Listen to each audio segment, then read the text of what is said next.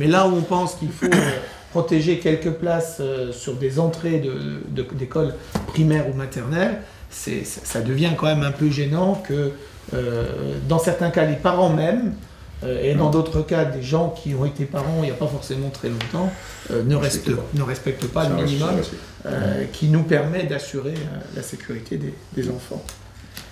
Le coup de gueule du directeur du cabinet du maire face au comportement incivique de certains déodaciens qui n'ont pas compris et ne respectent pas le dispositif Vigipirate.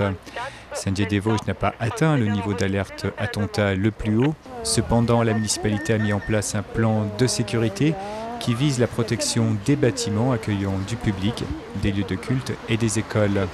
Le stationnement aux abords de ces lieux sensibles a donc été temporairement réglementé.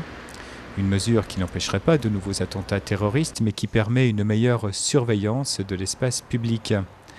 Alors, après les belles mobilisations des jours derniers sous la bannière de Charlie, l'incivisme et l'égoïsme de certains a de quoi agacer les responsables de la mairie. Faut-il donc la peur du PV pour respecter les règles de sécurité et du vivre ensemble ?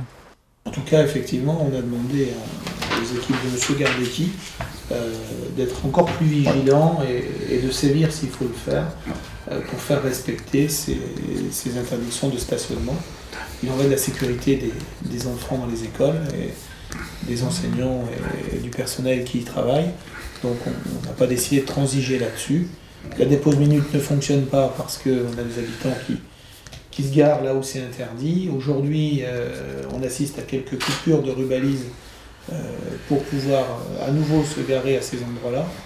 Donc on va rigidifier, on va dire, le dispositif avec un peu plus de barricades pour que ce soit moins facile, mais on saura aussi sévir sérieusement s'il le faut pour faire respecter ces conditions. C'est quasiment une incivilité pour nous que de perturber la mise en sécurité des établissements scolaires.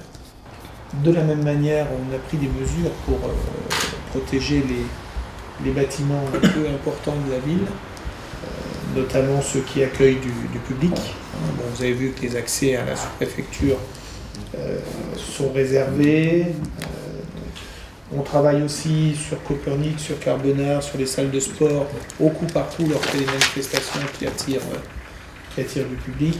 Et on a aussi pris la décision d'isoler en termes de parking l'espace François Mitterrand tous les jours et toutes les nuits, y compris le week-end.